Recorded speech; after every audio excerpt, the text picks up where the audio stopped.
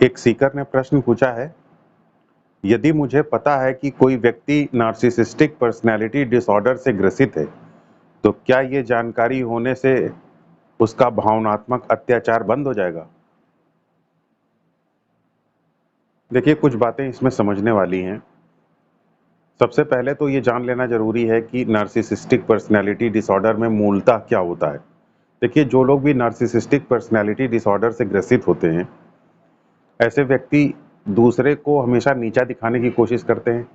अपने बारे में बहुत बढ़-चढ़ करके इमेजिन करते हैं, उनका ईगो बहुत बड़ा होता है और उनके अंदर एक ख़ास तरीके की इनसिक्योरिटी, एक असुरक्षा की भावना, एक वल्नरेबिलिटी, कुछ शेम,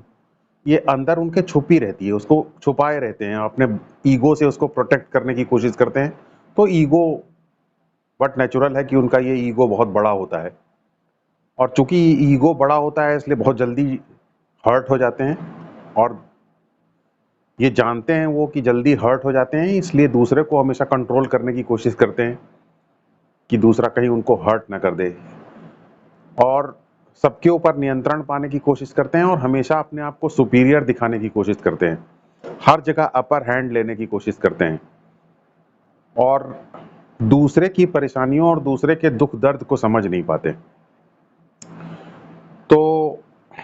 ऐसे व्यक्तियों के साथ रहना अपने आप में निश्चित रूप से भावनात्मक रूप से अत्यधिक कठिन है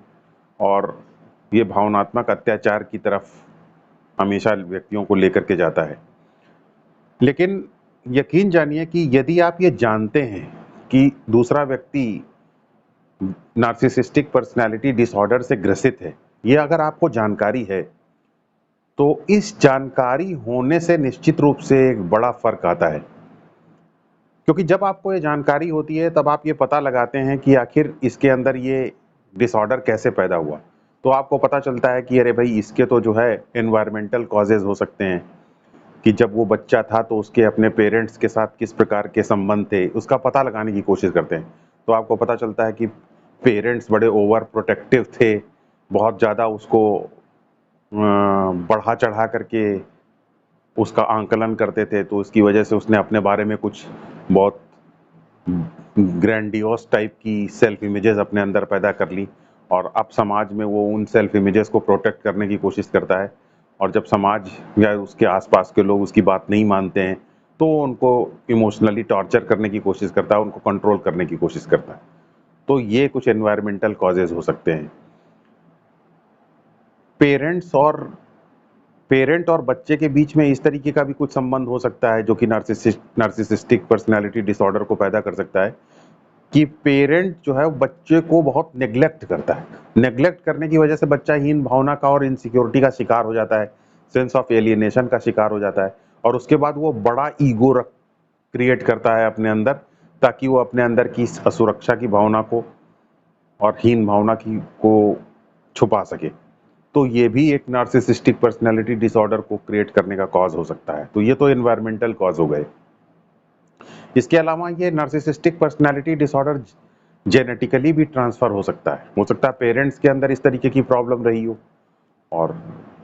अब बच्चे के अंदर ट्रांसफर हो गई हो, तो जेनेटिक कॉजेज भी इसके अंदर हो सकते हैं और इसके कुछ न्यूरोबायोलॉजिकल कॉजेज भी हो सकते हैं कि हो सकता है कि ब्रेन जो है इस तरीके के थॉट पैटर्न्स जनरेट करता हो जो कि व्यक्ति के बिहेवियर को अफेक्ट करते हों और नार्सिसिस्टिक पर्सनैलिटी डिसऑर्डर के रूप में मैनिफेस्ट करते हों। तो आपको अगर ये पता है कि ये व्यक्ति नार्सिसिस्टिक पर्सनैलिटी डिसऑर्डर से ग्रसित है और इसकी न्यूरोबायोलॉजिकल रिपोर्ट ये कहती है, तो आप सतर्क हो जाएंगे। या आपको पता है कि जेनेटिकली इसके पूर्वजों के अंदर भी इस तरीके की प्रॉब्लम थी, आप सतर्क हो जाएंगे। या आपको पता है कि बचपन में इसके अपने पेरेंट्स के साथ जो संबंध थे वो प्रॉब्लमैटिक थे, नेचुरल नहीं थे, तो आप सतर्क हो जाएंगे। और जब आपको ये पता चल जाएगा कि इसको नार्सिसिस्टिक पर्सनैलिटी डिसऑर्डर है, तो आप खुद भी अपनी तरफ से कुछ पता लगाने की कोशिश करेंगे और जब आप ये जानते हैं दूसरे के बारे में कि इसको इस तरीके की परेशानी है, तो उस व्यक्ति के साथ आपका जो संबंध है, वो संबंध भी बदलता है। जैसे कि जब आप ये जान गए कि किसी व्यक्ति के अंदर नार्सिसिस्टिक पर्सनैलिटी डिसऑर्डर है, तो अब आपका संबंध उसके साथ एक सामान्य व्यक्ति का संबंध नहीं रहा। अब उसका आपका संबंध एक रोगी और अटेंडेंट का संबंध हो गया या रोगी और डॉक्टर का संबंध हो गया। तो जब आप एक अटेंडेंट की तरीके से उस व्यक्ति को देखते हैं, रोगी की तरीके, जब आप खुद को एक अटेंडेंट और उस व्यक्ति को एक रोगी की तरह देखते हैं, या अपने आप को एक डॉक्टर की तरीके से और उस व्यक्ति को एक रोगी की तरीके से देखते हैं, तो तुरंत इस प्रकार के संबंध में आपके अंदर एक सेल्फ स्टीम आ जाती है। और जैसे ही आपके अंदर ये सेल्फ स्टीम आती है, तो सेल्फ स्टीम अपने साथ एक बाउंड्री क्रिएट करती है, आपके ऊपर एक एंटी स्क्रैच कोटिंग क्रिएट कर देती है, और इस प्रकार आप जो है उसकी हरकतों से आप प्रताड़ित नहीं होते हैं, क्योंकि आप संबंध में ही एक ट्रांसेंडेंटल स्टेटस पैदा कर लेते हैं। तो जब आप संबंध में ट्रांसेंडेंटल स्टेटस पैदा कर लेते हैं तो आप उसकी हरकतों से प्रभावित नहीं होते हैं। तो ये तो पहली बात है जो बहुत इंपॉर्टेंट है। ये बात ये है कि आपका और उसका संबंध ही अल्टर्ड हो जाता है, आपका संबंध ट्रांसेंडेंट हो जाता है, आप उस संबंध में ट्रांसेंडेंटल स्टेटस पैदा कर लेते हैं, एक एंटी स्क्रैच कोटिंग अपने ऊपर कर लेते हैं, अपने अंदर एक बाउंड्री डेवलप कर लेते हैं, एक फेंसिंग अपने आसपास कर लेते हैं जो कि आपको प्रोटेक्ट करती है। और सेल्फ स्टीम इस प्रकार की बाउंड्री को क्रिएट करती है, और इस प्रकार आप सुरक्षित हो जाते हैं, संबंध के बदलाव के द्वारा आप सुरक्षित हो जाते हैं। दूसरी जो सबसे महत्वपूर्ण चीज है वो ये है कि जब आप ये जान जाते हैं कि कोई व्यक्ति पर्सनैलिटी डिसऑर्डर का शिकार है, तो फिर आप ये बात भी समझ जाते हैं कि ये कोई ऐसा नहीं है कि ये आपकी व्यक्तिगत या प्राइवेट हैपनिंग है, या इस प्रकार का आपका और उसके बीच का संबंध कोई ये आपके ऊपर होने वाला प्राइवेट अत्याचार है या कोई रैंडम घटना है। उस व्यक्ति का आपके प्रति व्यवहार प्राइवेट व्यवहार नहीं रह गया, रैंडम व्यवहार नहीं रह गया। अब आपने उसकी प्राइवेटनेस और रैंडमनेस खत्म हो गई, क्योंकि आपने अब उस व्यक्ति की प्रॉब्लम को लोकेट कर लिया। अब वो प्रॉब्लम लॉ के दायरे में आ गई, अब वो यूनिवर्सल प्रॉब्लम हो गई। आप जानते हैं कि ऐसी प्रॉब्लम दूसरे रोगियों में भी हो सकती है, दूसरे व्यक्तियों में भी हो सकती है, प्रॉब्लम को स्टडी किया जा सकता है। तो ये बात जब आप समझ जाते हैं कि प्रॉब्लम रैंडम या प्राइवेट नहीं है, तो फिर इससे आपके एटीट्यूड के अंदर भी बड़ा शिफ्ट हो जाता है। आप प्रॉब्लम को आप पर्सनली लेना बंद कर देते हैं, आपका अप्रोच एक वस्तुनिष्ठ अप्रोच हो जाता है, ऑब्जेक्टिव अप्रोच हो जाता है। तो रोगी को अब आप ऑब्जेक्टिवली देखना शुरू कर देते हैं। और जब आप ये जान जाते हैं कि ये व्यक्ति नार्सिसिस्टिक पर्सनैलिटी डिसऑर्डर का शिकार है, तो आप कॉज एंड इफेक्ट में भी चीज़ों को लोकेट कर पाते हैं, आप उसको स्टडी कर पाते हैं, आप ये देख पाते हैं कि प्रॉब्लम का ये कॉज है, इसकी बैकग्राउंड में ये प्रॉब्लम है। तो आप कॉज और इफेक्ट की टर्म में जब आप उसको स्टडी कर पाते हैं, तो वो प्रॉब्लम एक इमोशन नहीं रह जाती और प्रॉब्लम एक नॉलेज बन जाती है। तो जब प्रॉब्लम इमोशन नहीं बल्कि प्रॉब्लम एक नॉलेज बन जाती है, तो ये भी आपको प्रॉब्लम को पर्सनली लेने से रोकती है और आप प्रॉब्लम को ऑब्जेक्टिवली ले पाते हैं। इसके साथ साथ एक चीज ये होती है कि जब आप ये देखते हैं कि कोई व्यक्ति नार्सिसिस्टिक पर्सनैलिटी डिसऑर्डर का शिकार है और वो आपके ऊपर जब अटैक करने की कोशिश करता है, आपको टॉर्चर करने की कोशिश करता है, तो आप ये जान जाते हैं कि इसमें आपका कोई कसूर नहीं है। तो जनरली वो तो आपको टारगेट इसीलिए करता है ताकि आप गिल्ट फील करें, लेकिन जब आप ये जान जाते हैं कि इसमें आपका कोई कसूर नहीं है, तो आप उसके अटैक के बाद भी गिल्ट महसूस नहीं करते हैं, डिफेंसिव नहीं होते हैं, तो उसकी ट्रिक्स आपके ऊपर काम नहीं करती है। ये भी आपको मदद करता है कि आप उसकी प्रॉब्लम को पर्सनली ना लें, बल्कि आप उसकी प्रॉब्लम को ऑब्जेक्टिवली लें। इसके साथ ही साथ एक बहुत महत्वपूर्ण चीज आपके साथ होती है, वो ये है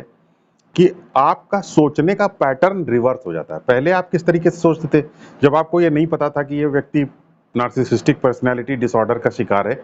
तो आप एक विक्टिम की तरीके से सोचते थे कि मेरे साथ ऐसा हो रहा है, मेरे साथ बड़ा गलत हुआ, मेरा इमोशनल शोषण हो रहा है, भावनात्मक शोषण हो रहा है। लेकिन जब आप ये जान गए कि ये नार्सिसिस्टिक पर्सनैलिटी डिसऑर्डर का शिकार है, तो आपकी विक्टिम आइडेंटिटी वाली थिंकिंग जो है वो रिवर्स हो गई। अब आप किस तरीके से सोच रहे हैं कि हाँ, ये व्यक्ति मेरे साथ बदतमीजी कर रहा है, लेकिन बदतमीजी ये व्यक्ति एक मशीन की तरीके से है, एक रोबोट की तरीके से है। अगर ये बदतमीजी कर रहा है तो ये इस वजह से कर रहा है क्योंकि इसकी बैकग्राउंड में प्रॉब्लम है। तो आप विक्टिम आइडेंटिटी छोड़ देते हैं, आप उसके फ्रेम ऑफ रेफरेंस में सोचना शुरू कर देते हैं। उस व्यक्ति के शूज में अपने आप को रख करके सोचना शुरू कर देते हैं, यू एटीट्यूड के साथ सोचना शुरू कर देते हैं। तो इस प्रकार आप उसके प्रति एक कंपैशनेट एटीट्यूड रख पाते हैं, एक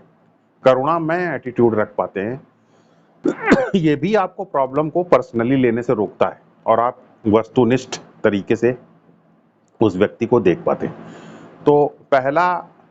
पहली चीज क्या होती है आपके साथ कि आपका उसके साथ संबंध डॉक्टर या रोगी का हो जाता है, जिससे आपके अंदर सेल्फ स्टीम पैदा हो जाती है और एक बाउंड्री क्रिएट हो जाती है आपके उसके बीच में, जो कि आपको प्रोटेक्ट करने का काम करती है। दूसरी चीज क्या हो जाती है, जब आप ये जान जाते हैं कि दूसरा व्यक्ति नार्सिसिस्टिक पर्सनैलिटी डिसऑर्डर का शिकार है, तो आपकी ये जानकारी होना ही आपकी मदद करता है कि आप उसकी प्रॉब्लम को, उसके एटीट्यूड को, उसके अत्याचार को पर्सनली ना लें, बल्कि आप उसके अत्याचार को ऑब्जेक्टिवली लें, वस्तुनिष्ठ तरीके से लें। और तीसरा जो चीज है जो आपको ये जानकारी होने से होती है, वो ये है कि उस व्यक्ति के ऊपर भी असर पड़ता है। जब वो ये जान जाता है कि आप समझ गए हैं कि उसको नार्सिसिस्टिक पर्सनैलिटी डिसऑर्डर है, आप उसको ये बताते हैं कि देखो भाई, तुम्हारे अंदर नार्सिसिस्टिक पर्सनैलिटी डिसऑर्डर की प्रॉब्लम है और इसकी वजह से तुम अपनी प्रॉब्लम्स को दूसरे के ऊपर प्रोजेक्ट करते हो, दूसरे के ऊपर प्रक्षेपित करते हो, सुपर इम्पोज करते हो। या फिर आप उसको ये बताते हैं कि देखो भाई, तुम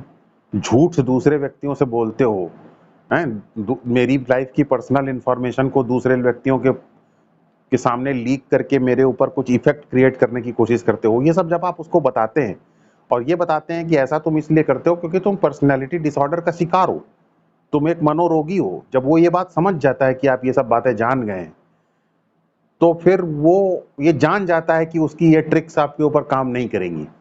तो फिर वो जब ये जान जाएगा कि यार उसकी ये ट्रिक्स आपके ऊपर काम नहीं करेंगी, तो उन ट्रिक्स को आपके ऊपर आजमाना भी वो धीरे धीरे कम कर देता है। तो इस प्रकार ये 3 तरीकों से आप ये जानकारी होने से कि वो सामने वाला व्यक्ति नार्सिसिस्टिक पर्सनैलिटी डिसऑर्डर का शिकार है, उसकी प्रॉब्लम को ठीक से आप जब लोकेट कर पाते हैं, तो इन 3 तरीकों से आप अपने आप को बचा भी पाते हैं और दूसरे व्यक्ति की मदद भी कर पाते हैं, ताकि इस डिसऑर्डर से निपट सके।